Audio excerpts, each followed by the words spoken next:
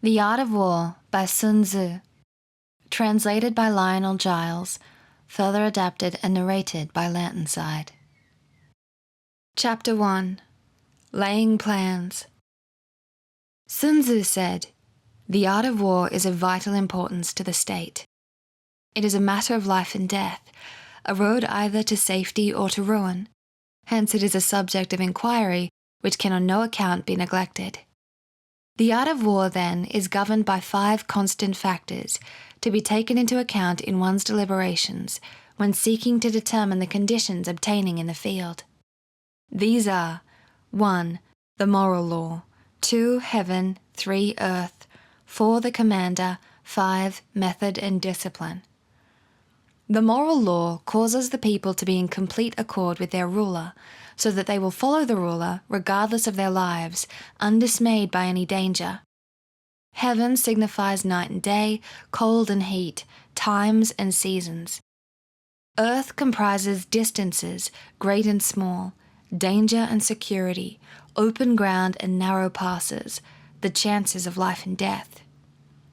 The commander stands for the virtues of wisdom, sincerity, benevolence, courage, and strictness. By method and discipline are to be understood the marshalling of the army in its proper subdivisions, the graduations of rank among the officers, the maintenance of roads by which supplies may reach the army, and the control of military expenditure. These 5 heads should be familiar to every general. One who knows them will be victorious, one who knows them not will fail. Therefore, in your deliberations when seeking to determine the military conditions, let them be made the basis of a comparison, in this wise: 1.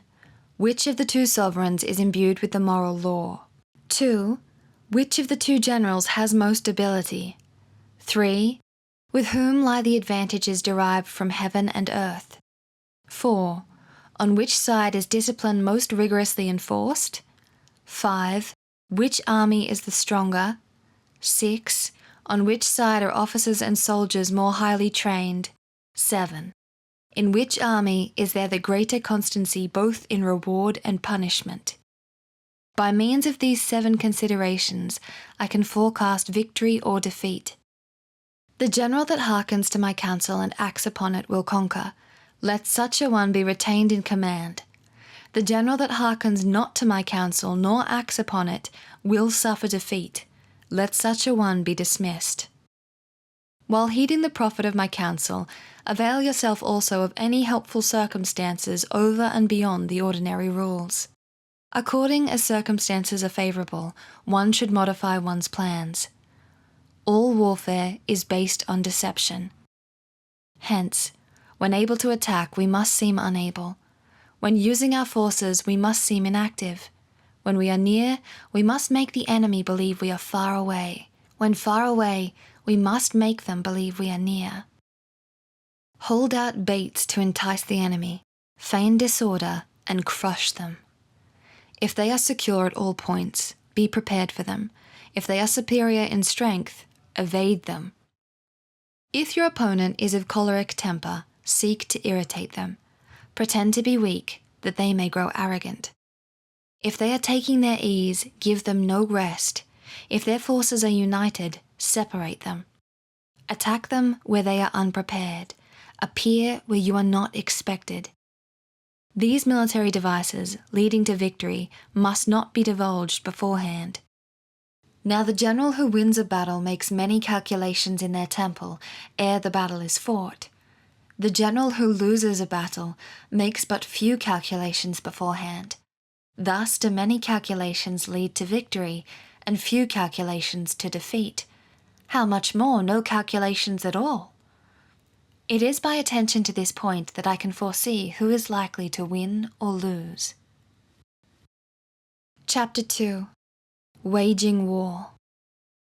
Sun Tzu said, "In the operations of war, where there are in the field 1,000 swift chariots, as many heavy chariots, and 100,000 mail-clad soldiers, with provisions enough to carry them 1,000 li, 500 kilometers, the expenditure at home and at the front, including entertainment of guests, small items such as glue and paint, and the sums spent on chariots and armour will reach the total of 1,000 ounces of silver per day.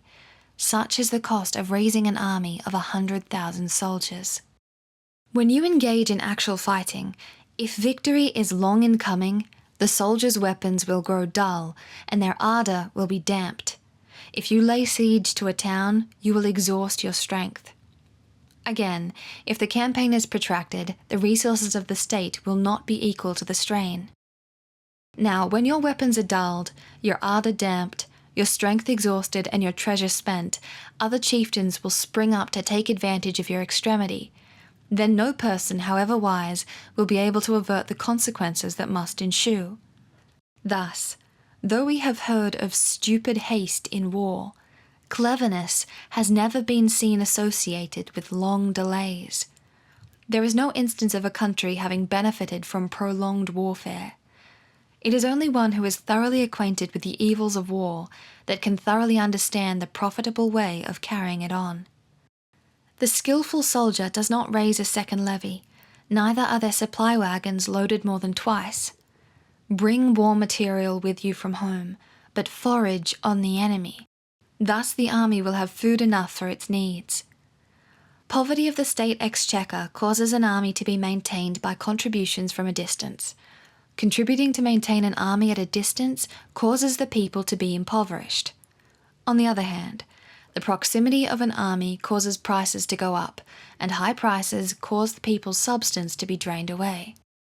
When their substance is drained away, the peasantry will be afflicted by heavy exactions. With this loss of substance and exhaustion of strength, the homes of the people will be stripped bare, and 3/10 of their income will be dissipated, while government expenses for broken chariots, worn-out horses, breastplates and helmets, bows and arrows, spears and shields, protective mantlets, draft oxen and heavy wagons will amount to 4/10 of its total revenue. Hence, a wise general makes a point of foraging on the enemy. 1 cartload of the enemy's provisions is equivalent to 20 of one's own, and likewise a single picul of their provisions, approximately 60 kilograms, is equivalent to 20 picul from one's own store. Now, in order to kill the enemy, our soldiers must be roused to anger. That there may be advantage from defeating the enemy, they must have their rewards. Therefore, in chariot fighting, when 10 or more chariots have been taken, those should be rewarded who took the first. Our own flags should be substituted for those of the enemy, and the chariots mingled and used in conjunction with ours. The captured soldiers should be kindly treated and kept. This is called using the conquered foe to augment one's own strength. In war, then, let your great object be victory, not lengthy campaigns. Thus it may be known that the leader of armies is the arbiter of the people's fate, the person on whom it depends whether the nation shall be in peace or in peril. Chapter 3. Attack by Stratagem. Sun Tzu said, "In the practical art of war, the best thing of all is to take the enemy's country whole and intact. To shatter and destroy it is not so good. So too it is better to recapture an army entire than to destroy it. To capture a regiment, a detachment, or a company entire than to destroy them. Hence, to fight and conquer in all your battles is not supreme excellence. Supreme excellence consists in breaking the enemy's resistance without fighting. Thus, the highest form of generalship is to balk the enemy's plans. The next best is to prevent the junction of the enemy's forces. The next in order is to attack the enemy's army in the field, and the worst policy of all is to besiege walled cities. The rule is not to besiege walled cities if it can possibly be avoided. The preparation of mantlets, movable shelters, and various implements of war will take up 3 whole months, and the piling up of mounds over against the walls will take 3 months more. The general, unable to control their irritation, will launch their soldiers to the assault like swarming ants, with the result that 1/3 of their forces are slain, while the town still remains untaken. Such are the disastrous effects of a siege. Therefore, The skillful leader subdues the enemy's troops without any fighting. They capture the cities without laying siege to them. They overthrow the kingdom without lengthy operations in the field. With their forces intact, they will dispute the mastery of the empire, and thus, without losing a soldier, their triumph will be complete. This is the method of attacking by stratagem. It is the rule in war, if our forces are 10 to the enemy's 1, to surround them, if 5 to 1, to attack them, if twice as numerous, to divide our army into 2. If equally matched, we can offer battle. If slightly inferior in numbers, we can avoid the enemy. If quite unequal in every way, we can flee from them. Hence, though an obstinate fight may be made by a small force, in the end it must be captured by the larger force. Now the general is the bulwark of the state. If the bulwark is complete at all points, the state will be strong. If the bulwark is defective, the state will be weak. There are 3 ways in which a ruler can bring misfortune upon their army. 1. By commanding the army to advance or to retreat, being ignorant of the fact that it cannot obey. This is called hobbling the army. 2. By attempting to govern an army in the same way as one administers a kingdom, being ignorant of the conditions which obtain in an army. This causes restlessness in the soldiers' minds. 3. By employing the officers of their army without discrimination, through ignorance of the military principle of adaptation to circumstances. This shakes the confidence of the soldiers. But when the army is restless and distrustful, trouble is sure to come from the other feudal rulers. This is simply bringing anarchy into the army and flinging victory away. Thus we may know that there are 5 essentials for victory. 1. They will win who knows when to fight and when not to fight. 2. They will win who knows how to handle both superior and inferior forces. 3.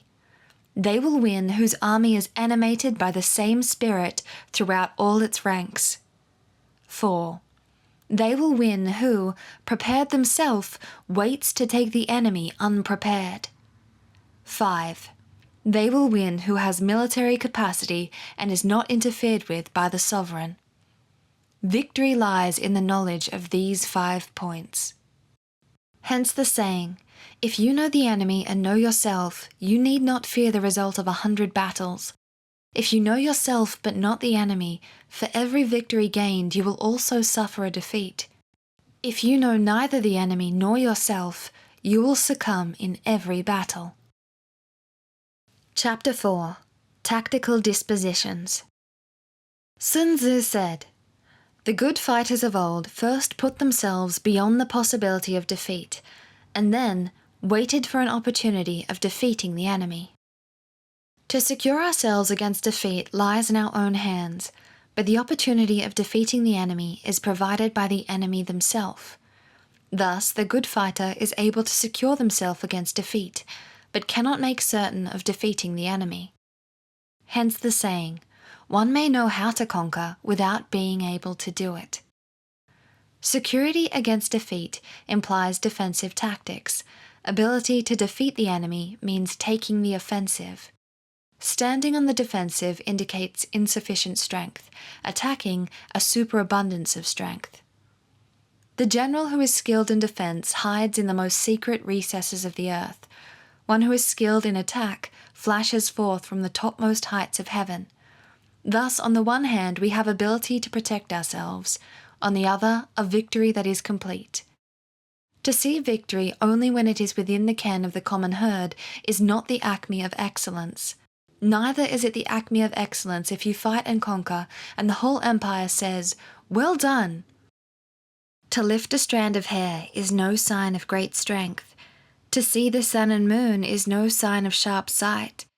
To hear the noise of thunder is no sign of a quick ear. What the ancients called a clever fighter is one who not only wins, but excels in winning with ease. Hence their victories bring them neither reputation for wisdom, nor credit for courage. They win their battles by making no mistakes. Making no mistakes is what establishes the certainty of victory, for it means conquering an enemy that is already defeated. Hence, the skillful fighter puts himself into a position which makes defeat impossible and does not miss the moment for defeating the enemy. Thus it is that in war, the victorious strategist only seeks battle after the victory has been won, whereas one who is destined to defeat first fights and afterwards looks for victory. The consummate leader cultivates the moral law and strictly adheres to method and discipline. Thus it is in their power to control success. In respect of military method, we have, firstly, measurement, secondly, estimation of quantity, thirdly, calculation, fourthly, balancing of chances, fifthly, victory. Measurement owes its existence to earth, estimation of quantity to measurement, calculation to estimation of quantity, balancing of chances to calculation, and victory to balancing of chances. A victorious army opposed to a routed one is as a pound's weight placed in the scale against a single grain. The onrush of a conquering force is like the bursting of pent-up waters into a chasm 1,000 fathoms deep. Chapter 5. Energy. Sun Tzu said, "The control of a large force is the same principle as the control of a few soldiers. It is merely a question of dividing up their numbers. Fighting with a large army under your command is nowise different from fighting with a small one. It is merely a question of instituting signs and signals. To ensure that your whole army may withstand the brunt of the enemy's attack and remain unshaken, this is effected by maneuvers direct and indirect. That the impact of your army may be like a grindstone dashed against an egg, this is effected by the science of weak points and strong. In all fighting, the direct method may be used for joining battle, but indirect methods will be needed in order to secure victory. Indirect tactics, efficiently applied, are inexhaustible as heaven and earth, unending as the flow of rivers and streams. Like the sun and moon, they end but to begin anew. Like the 4 seasons, they pass away, but to return once more. There are not more than 5 musical notes, yet the combinations of these 5 give rise to more melodies than can ever be heard. There are not more than 5 primary colors, blue, yellow, red, white, and black, yet in combination they produce more hues than can ever be seen. There are not more than 5 cardinal tastes, sour, acrid, salt, sweet, bitter, yet combinations of them yield more flavors than can ever be tasted. In battle, there are not more than 2 methods of attack, the direct and the indirect, yet these 2 in combination give rise to an endless series of maneuvers. The direct and the indirect lead on to each other in turn. It is like moving in a circle, you never come to an end. Who can exhaust the possibilities of their combination?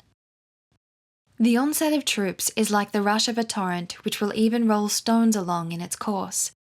The quality of decision is like the well-timed swoop of a falcon, which enables it to strike and destroy its victim. Therefore, the good fighter will be terrible in their onset and prompt in their decision.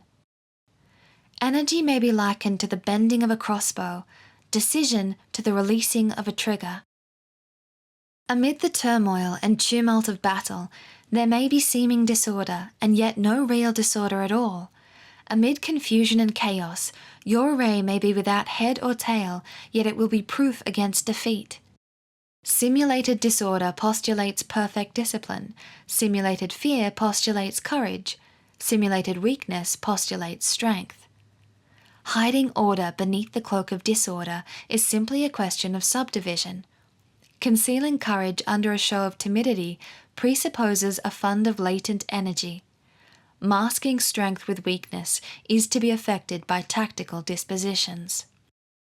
Thus, one who is skillful at keeping the enemy on the move maintains deceitful appearances, according to which the enemy will act. One sacrifices something that the enemy may snatch at it. By holding out baits, one keeps them on the march. Then, with a body of picked soldiers, one lies in wait for them. The clever combatant looks to the effect of combined energy and does not require too much from individuals. hence their ability to pick out the right soldiers and utilize combined energy. When they utilize combined energy, their fighting forces become as it were like unto rolling logs or stones, for it is the nature of a log or stone to remain motionless on level ground and to move when on a slope. If four-cornered, to come to a standstill, but if round-shaped, to go rolling down. Thus, the energy developed by good fighting soldiers is as the momentum of a round stone rolled down a mountain thousands of feet in height. Chapter 6. Weak Points and Strong. Sun Tzu said, "Whoever is first in the field and awaits the coming of the enemy will be fresh for the fight. Whoever is second in the field and has to hasten to battle will arrive exhausted." Therefore, the clever combatant imposes their will on the enemy, but does not allow the enemy's will to be imposed on them. By holding out advantages to them, one can cause the enemy to approach of their own accord, or, by inflicting damage, one can make it impossible for the enemy to draw near. If the enemy is taking their ease, one can harass them. If well supplied with food, one can starve them out. If quietly encamped, one can force them to move. Appear at points which the enemy must hasten to defend. March swiftly to places where you are not expected. An army may march great distances without distress if it marches through country where the enemy is not. You can be sure of succeeding in your attacks if you only attack places which are undefended. You can ensure the safety of your defense if you only hold positions that cannot be attacked.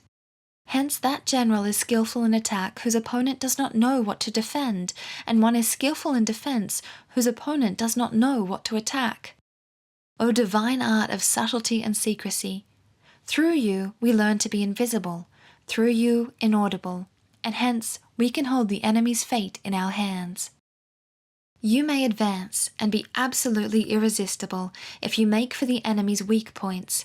You may retire and be safe from pursuit if your movements are more rapid than those of the enemy. If we wish to fight, the enemy can be forced to an engagement even though they be sheltered behind a high rampart and a deep ditch. All we need do is attack some other place that they will be obliged to relieve. If we do not wish to fight, we can prevent the enemy from engaging us, even though the lines of our encampment be merely traced out on the ground. All we need do is to throw something odd and unaccountable in their way. By discovering the enemy's dispositions and remaining invisible ourselves, we can keep our forces concentrated, while the enemy's must be divided. We can form a single united body, while the enemy must split up into fractions. Hence there will be a whole pitted against separate parts of a whole, which means that we shall be many to the enemy's few. And if we are able thus to attack an inferior force with a superior one, our opponents will be in dire straits.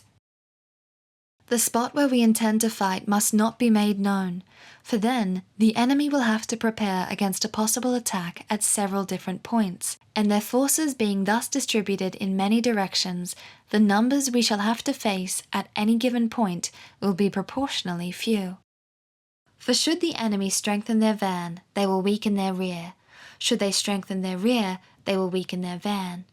Should they strengthen their left, they will weaken their right. Should they strengthen their right, they will weaken their left.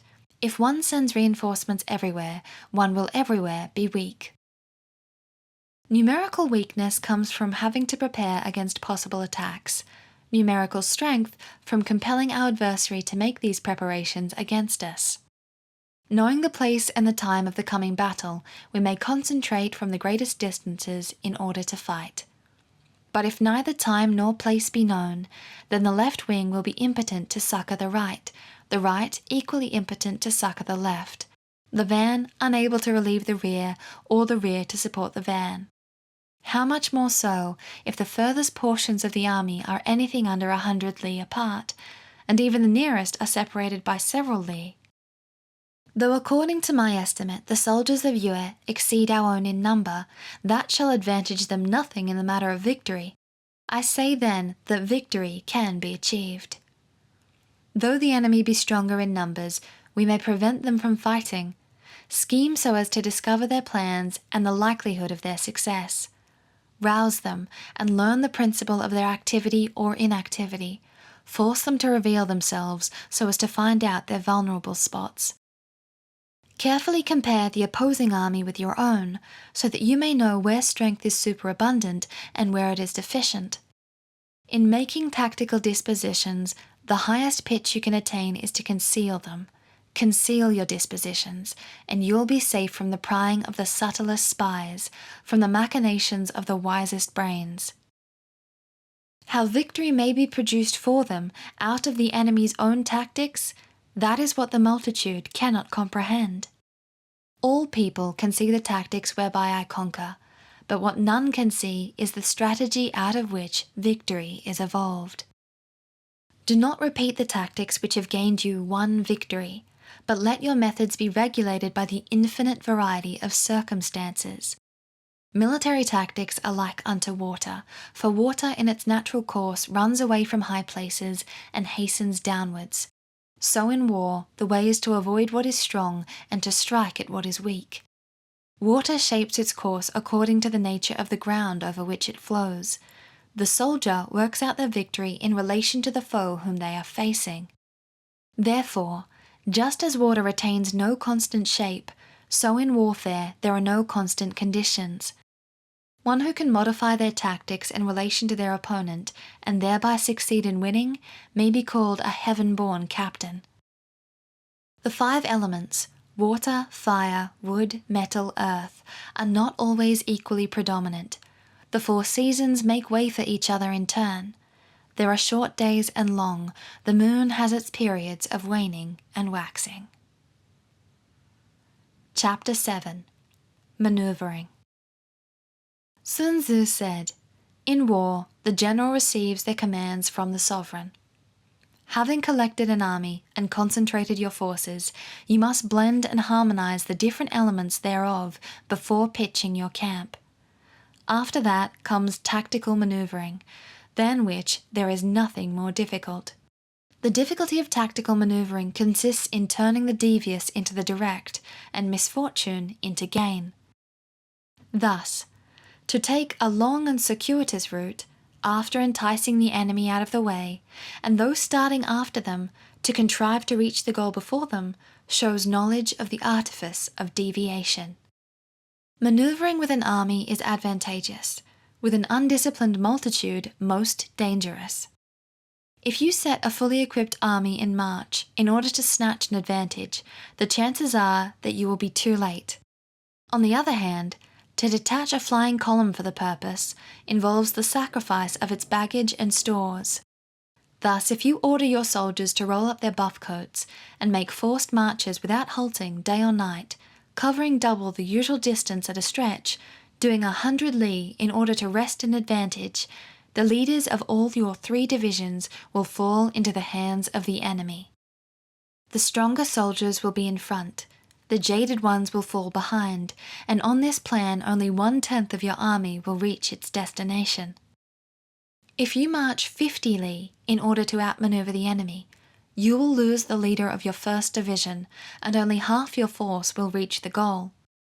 If you march 30 li with the same object, 2/3 of your army will arrive. We may take it then that an army without its baggage train is lost. Without provisions, it is lost. Without bases of supply, it is lost. We cannot enter into alliances until we are acquainted with the designs of our neighbours. We are not fit to lead an army on the march unless we are familiar with the face of the country, its mountains and forests, its pitfalls and precipices, its marshes and swamps. We shall be unable to turn natural advantage to account unless we make use of local guides. In war, practice dissimulation and you'll succeed. Move only if there is a real advantage to be gained. Whether to concentrate or to divide your troops must be decided by circumstances. Let your rapidity be that of the wind, your compactness that of the forest. In raiding and plundering be like fire, in immovability like a mountain. Let your plans be dark and impenetrable as night, and when you move, fall like a thunderbolt. When you plunder a countryside, let the spoil be divided amongst your soldiers. When you capture new territory, cut it up into allotments for the benefit of the soldiery. Ponder and deliberate before you make a move. One will conquer who has learnt the artifice of deviation. Such is the art of manoeuvring. The Book of Army Management says, "On the field of battle, the spoken word does not carry far enough. Hence, the institution of gongs and drums. Nor can ordinary objects be seen clearly enough. Hence, the institution of banners and flags. Gongs and drums, banners and flags, are means whereby the ears and eyes of the host may be focused on one particular point. The host thus forming a single united body, it is impossible either for the brave to advance alone or for the cowardly to retreat alone. This is the art of handling large masses of soldiers." In night fighting, then, make much use of signal fires and drums, and in fighting by day of flags and banners as a means of influencing the ears and eyes of your army. A whole army may be robbed of its spirit. A commander-in-chief may be robbed of their presence of mind. Now a soldier's spirit is keenest in the morning, by noonday it has begun to flag, and in the evening their mind is bent only on returning to camp. A clever general, therefore, avoids an army when its spirit is keen, but attacks it when it is sluggish and inclined to return. This is the art of studying moods. Disciplined and calm, to await the appearance of disorder and hubbub amongst the enemy. This is the art of retaining self-possession. To be near the goal while the enemy is still far from it, to wait at ease while the enemy is toiling and struggling, to be well fed while the enemy is famished, this is the art of carefully using one's strength. To refrain from intercepting an enemy whose banners are in perfect order, to refrain from attacking an army drawn up in calm and confident array, this is the art of studying circumstances. It is a military axiom not to advance uphill against the enemy, nor to oppose them when they come downhill. Do not pursue an enemy who simulates flight. Do not attack soldiers whose temper is keen.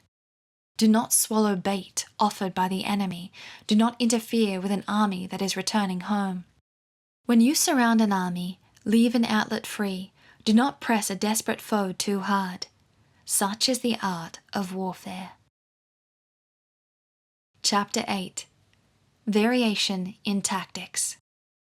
Sun Tzu said, "In war, the general receives their commands from the sovereign, collects their army, and concentrates their forces. When in difficult country, do not encamp. In country where high roads intersect, join hands with your allies. Do not linger in dangerously isolated positions. In hemmed-in situations, you must resort to stratagem. In desperate position, you must fight. There are roads which must not be followed, armies which must not be attacked, towns which must not be besieged, positions which must not be contested, commands of the sovereign which must not be obeyed."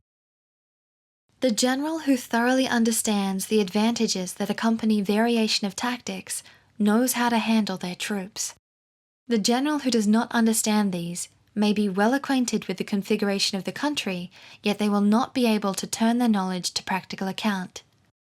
So, the student of war who is unversed in the art of war, of varying their plans, even though they be acquainted with the 5 advantages, will fail to make the best use of their soldiers. Hence, in the wise leader's plans, considerations of advantage and of disadvantage will be blended together. If our expectation of advantage be tempered in this way, we may succeed in accomplishing the essential part of our schemes.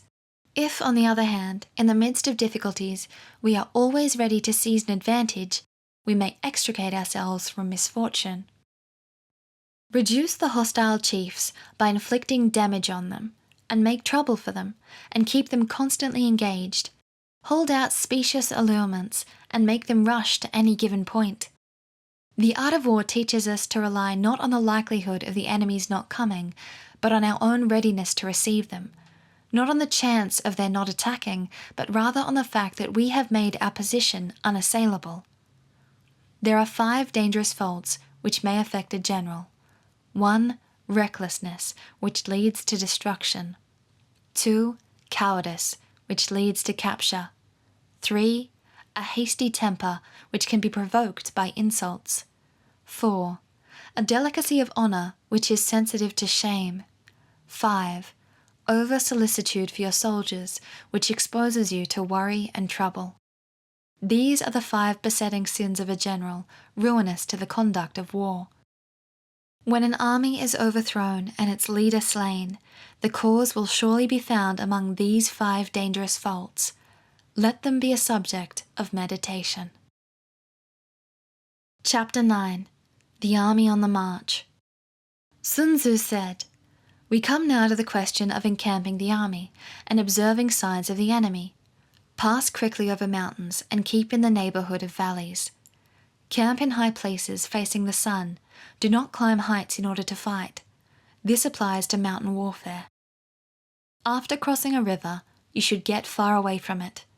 When an invading force crosses a river in its onward march, do not advance to meet it in midstream. It will be best to let half that army get across and then deliver your attack. If you are anxious to fight, you should not go to meet the invader near a river which they have to cross. Moor your craft higher up than the enemy and facing the sun. Do not move upstream to meet the enemy. This applies to river warfare. In crossing salt marshes, your sole concern should be to get over them quickly, without any delay. If forced to fight in a salt marsh, you should have water and grass near you and get your back to a clump of trees. This applies to operations in salt marshes. In dry level country, take up an easily accessible position, with rising ground to your right and on your rear, so that the danger may be in front and safety lie behind. This applies to campaigning in flat country. These are the 4 useful branches of military knowledge which enabled the Yellow Emperor to vanquish 4 sovereigns. All armies prefer high ground to low, and sunny places to dark.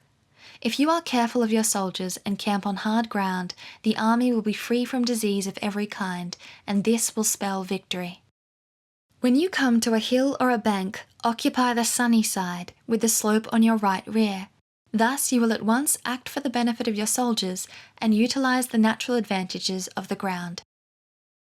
When, in consequence of heavy rains up country, a river which you wish to ford is swollen and flecked with foam, you must wait until it subsides. Country in which there are precipitous cliffs with torrents running between, deep natural hollows, confined places, tangled thickets, quagmires and crevices should be left with all possible speed and not approached. While we keep away from such places, we should get the enemy to approach them. While we face them, we should let the enemy have them on their rear. If in the neighborhood of your camp there should be any hilly country, ponds surrounded by aquatic grass, hollow basins filled with reeds, or woods with thick undergrowth, they must be carefully routed out and searched, for these are places where soldiers in ambush or insidious spies are likely to be lurking. When the enemy is close at hand and remains quiet, they are relying on the natural strength of their position. When they keep aloof and try to provoke a battle, they are anxious for the other side to advance. If their place of encampment is easy of access, they are tendering a bait. Movement amongst the trees of a forest shows that the enemy is advancing. The appearance of a number of screens in the midst of thick grass means that the enemy wants to make us suspicious. The rising of birds in their flight is the sign of an ambush. Startled beasts indicate that a sudden attack is coming.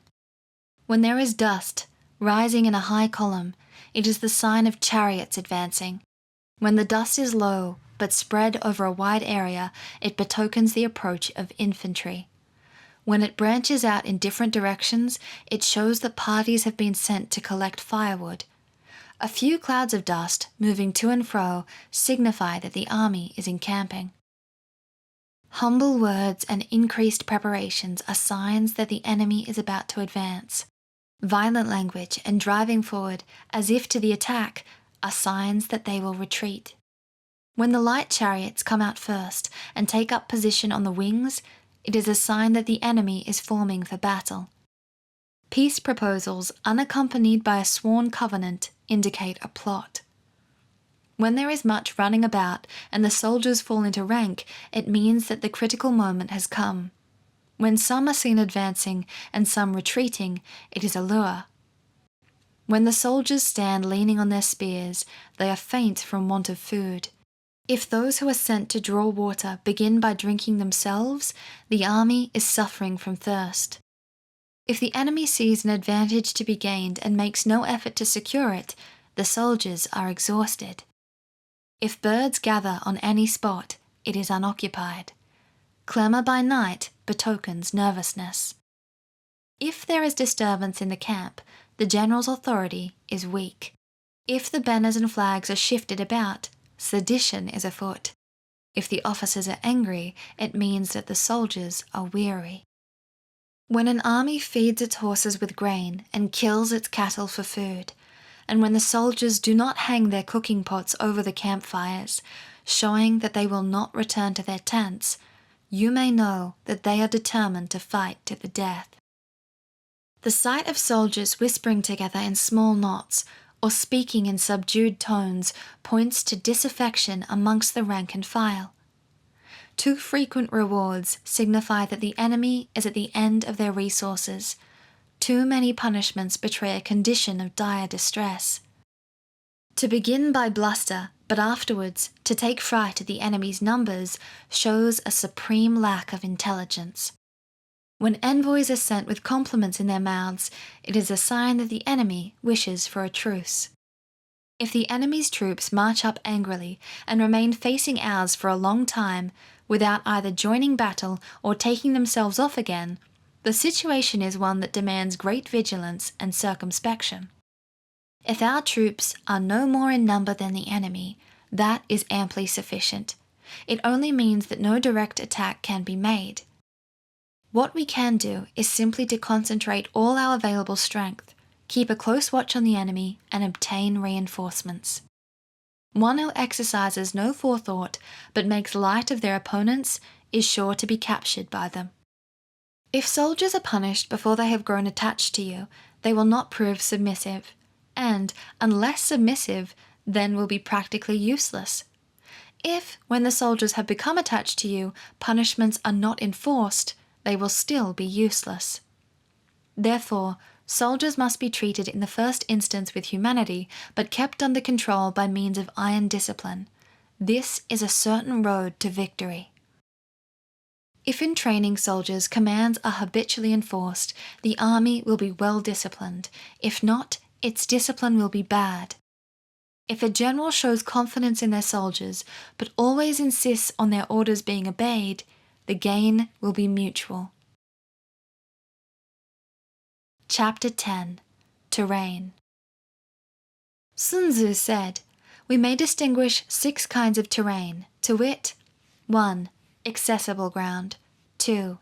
Entangling ground, 3. Temporizing ground, 4. Narrow passes, 5. Precipitous heights, 6. Positions at a great distance from the enemy." Ground which can be freely traversed by both sides is called accessible.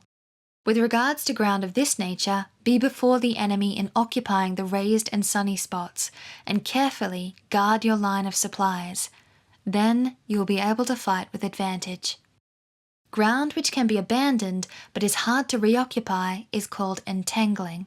From a position of this sort, if the enemy is unprepared, you may sally forth and defeat them. But if the enemy is prepared for your coming and you fail to defeat them, then, return being impossible, disaster will ensue. When the position is such that neither side will gain by making the first move, it is called temporizing ground. In a position of this sort, even though the enemy should offer us an attractive bait, it will be advisable not to stir forth, but rather to retreat, thus enticing the enemy in their turn. Then, when part of their army has come out, we may deliver our attack with advantage. With regards to narrow passes, if you can occupy them first, let them be strongly garrisoned and await the advent of the enemy.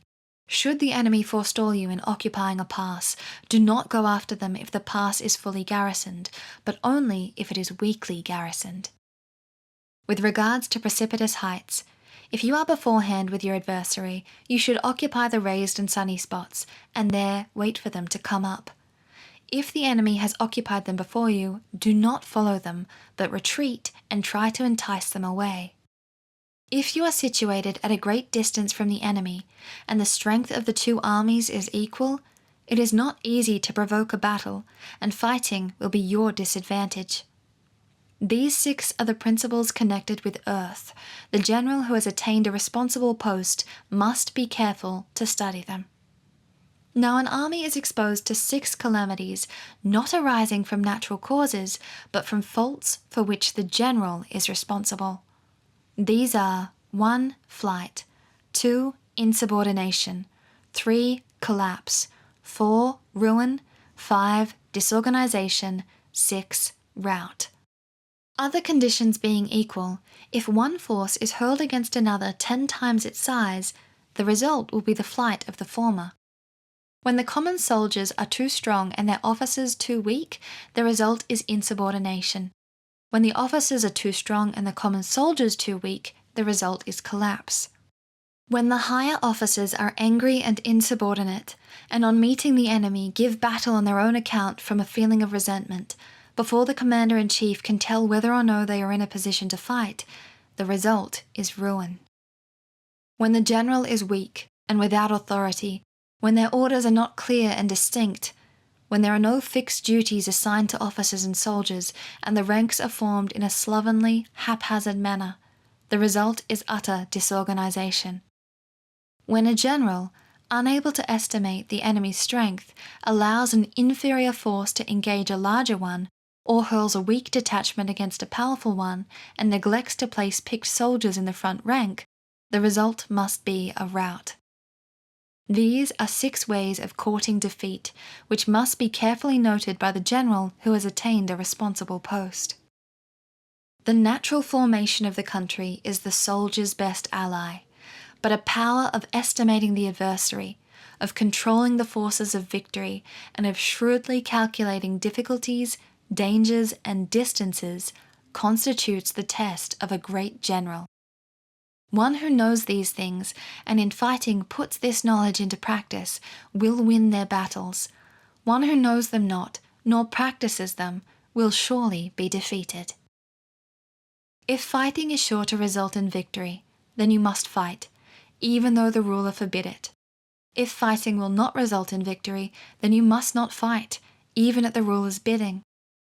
The general who advances without coveting fame, and retreats without fearing disgrace, whose only thought is to protect their country and do good service for their sovereign, is the jewel of the kingdom. Regard your soldiers as your children, and they will follow you into the deepest valleys. Look upon them as your own beloved sons and daughters, and they will stand by you, even unto death. If, however, you are indulgent, but unable to make your authority felt, kind-hearted, but unable to enforce your commands, and incapable, moreover, of quelling disorder, then your soldiers must be likened to spoilt children. They are useless for any practical purpose. If we know that our own soldiers are in a condition to attack, but are unaware that the enemy is not open to attack, we have gone only halfway towards victory. If we know that the enemy is open to attack, but are unaware that our own soldiers are not in a condition to attack, we have gone only halfway towards victory. If we know that the enemy is open to attack, and also know that our soldiers are in a condition to attack, but are unaware that the nature of the ground makes fighting impractical, we have still gone only halfway towards victory. Hence, the experienced soldier, once in motion, is never bewildered. Once they have broken camp, they are never at a loss. Hence the saying, if you know the enemy and know yourself, your victory will not stand in doubt. If you know heaven and know earth, you may make your victory complete. Chapter 11. The 9 Types of Ground. Sun Tzu said, "The art of war recognizes 9 varieties of ground. 1. Dispersive ground. 2. Facile ground. 3. Contentious ground. 4. Open ground. 5. Ground of intersecting highways. 6. Serious ground. 7. difficult ground, 8, hemmed-in ground, 9, desperate ground. When a chieftain is fighting in their own territory, it is dispersive ground. When they have penetrated into hostile territory, but to no great distance, it is facile ground. Ground the possession of which imports great advantage to either side is contentious ground. Ground on which each side has liberty of movement is open ground. Ground which forms the key to 3 contiguous states, so that one who occupies it first has most of the empire at their command, is a ground of intersecting highways. When an army has penetrated into the heart of a hostile country, leaving a number of fortified cities in its rear, it is serious ground. Mountain forests, rugged steeps, marshes and fens, all country that is hard to traverse, this is difficult ground. Ground which is reached through narrow gorges, and from which we can only retire by tortuous paths, so that a small number of the enemy would suffice to crush a large body of our soldiers, this is hemmed-in ground. Ground on which we can only be saved from destruction by fighting without delay is desperate ground. On dispersive ground, therefore, fight not. On facile ground, halt not. On contentious ground, attack not. On open ground, do not try to block the enemy's way. On the ground of intersecting highways, join hands with your allies. On serious ground, gather in plunder. In difficult ground, keep steadily on the march. On hemmed-in ground, resort to stratagem. On desperate ground, fight. Those who were called skillful leaders of old knew how to drive a wedge between the enemy's front and rear, to prevent cooperation between its large and small divisions, to hinder the good troops from rescuing the bad, the officers from rallying their soldiers. When the enemy's soldiers were scattered, they prevented them from concentrating. Even when their forces were united, they managed to keep them in disorder. When it was to their advantage, they made a forward move. When otherwise, they stopped still. If asked how to cope with a great host of the enemy in orderly array and on the point of marching to the attack, I should say, begin by seizing something which your opponent holds dear, then they will be amenable to your will. Rapidity is the essence of war. Take advantage of the enemy's unreadiness, make your way by unexpected routes, and attack unguarded spots. The following are the principles to be observed by an invading force. The further you penetrate into a country, the greater will be the solidarity of your troops, and thus the defenders will not prevail against you. Make forays into fertile country in order to supply your army with food. Carefully study the well-being of your soldiers and do not overtax them. Concentrate your energy and hoard your strength. Keep your army continually on the move and devise unfathomable plans. Throw your soldiers into positions whence there is no escape, and they will prefer death to flight. If they will face death, there is nothing they may not achieve. Officers and soldiers alike will put forth their uttermost strength. Soldiers, when in desperate straits, lose the sense of fear. If there is no place of refuge, they will stand firm. If they are in the heart of hostile country, they will show a stubborn front. If there is no help for it, they will fight hard. Thus, without waiting to be marshalled, the soldiers will be constantly on the alert. Without waiting to be asked, they will do your will. Without restrictions, they will be faithful. Without giving orders, they can be trusted. Prohibit the taking of omens, and do away with superstitious doubts. Then, until death itself comes, no calamity need be feared. If our soldiers are not overburdened with money, it is not because they have a distaste for riches. If their lives are not unduly long, it is not because they are disinclined to longevity. On the day they are ordered out to battle, your soldiers may weep, those sitting up bedewing their garments, and those lying down, letting the tears run down their cheeks. But let them once be brought to bay, and they will display the courage of a Tzu or a Gui. The skillful tactician may be likened to the shui ren. Now the shui ren is a snake that is found in the Chang Mountains. Strike at its head and you'll be attacked by its tail. Strike at its tail and you'll be attacked by its head. Strike at its middle and you'll be attacked by head and tail both. Asked if an army can be made to imitate the Shui Ren, I should answer yes. For the soldiers of Wu and the soldiers of Yue are enemies. Yet if they are crossing a river in the same boat and are caught by a storm, they will come to each other's assistance, just as the left hand helps the right. Hence, it is not enough to put one's trust in the tethering of horses and the burying of chariot wheels in the ground. The principle on which to manage an army is to set up one standard of courage which all must reach. How to make the best of both strong and weak, that is a question involving the proper use of ground. Thus, the skillful general conducts their army just as though they were leading a single soldier, forcefully by the hand. It is the business of a general to be quiet and thus ensure secrecy, upright and just, and thus maintain order. They must be able to mystify their officers and soldiers by false reports and appearances, and thus keep them in total ignorance. By altering one's arrangements and changing one's plans, one keeps the enemy without definite knowledge. By shifting one's camp and taking circuitous routes, one prevents the enemy from anticipating one's purpose. At the critical moment, the leader of an army acts like one who has climbed up a height and then kicks away the ladder behind them. They carry their soldiers deep into hostile territory before they show their hand. They burn their boats and break their cooking pots. Like a shepherd driving a flock of sheep, they drive their soldiers this way and that, and none knows whither they are going.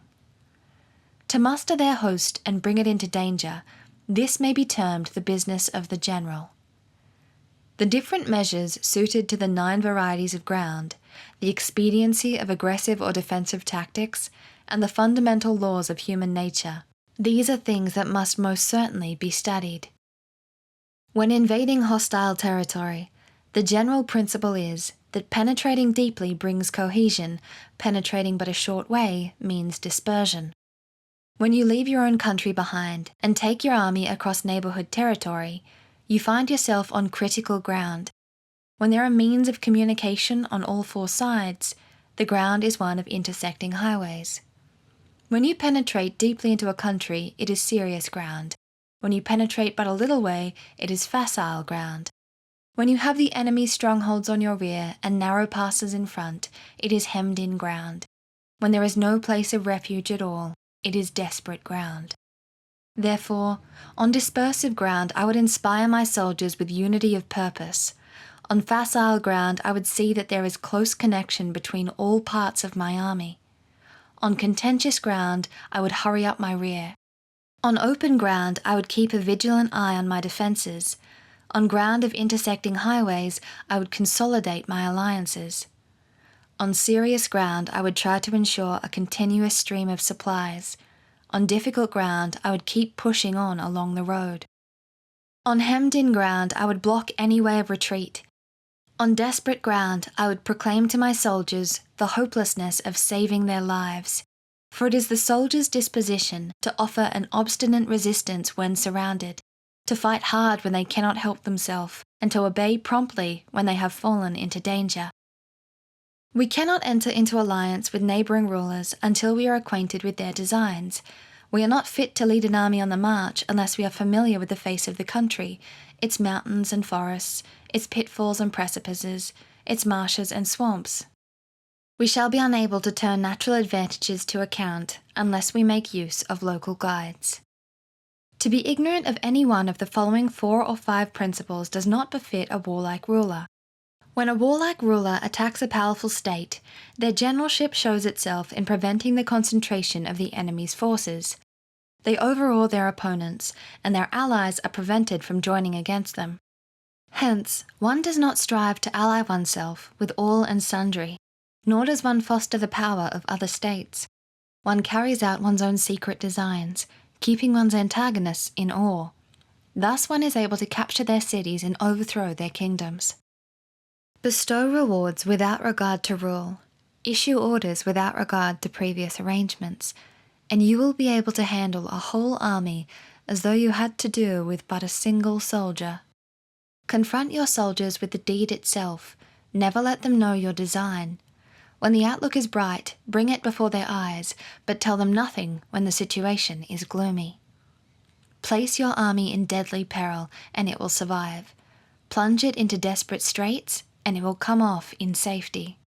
For it is precisely when a force has fallen into harm's way that it is capable of striking a blow for victory.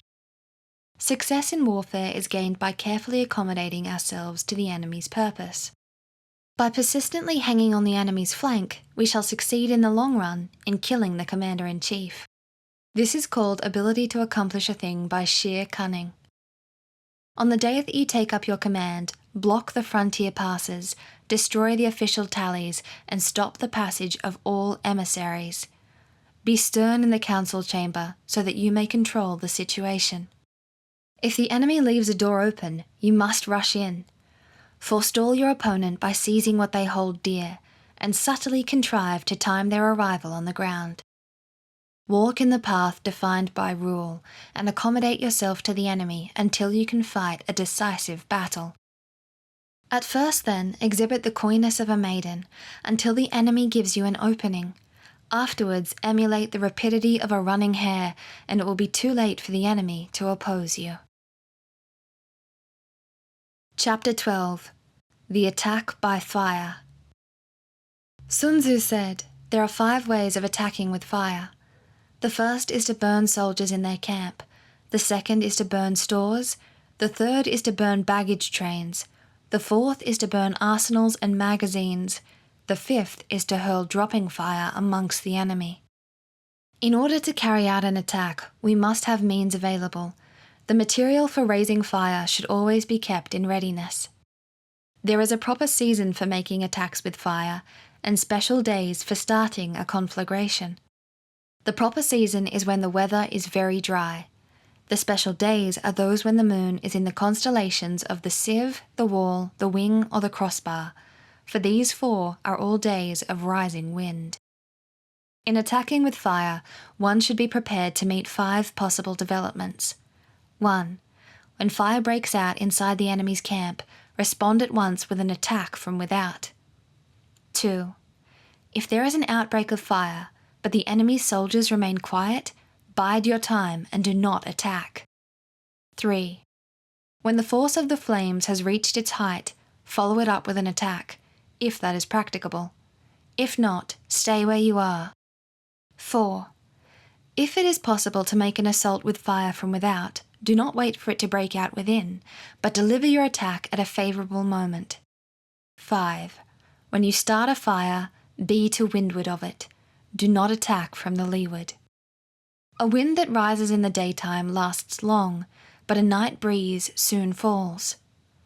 In every army, the 5 developments connected with fire must be known, the movements of the stars calculated, and a watch kept for the proper days. Hence, those who use fire as an aid to the attack show intelligence. Those who use water as an aid to the attack gain an accession of strength. By means of water, an enemy may be intercepted, but not robbed of all their belongings.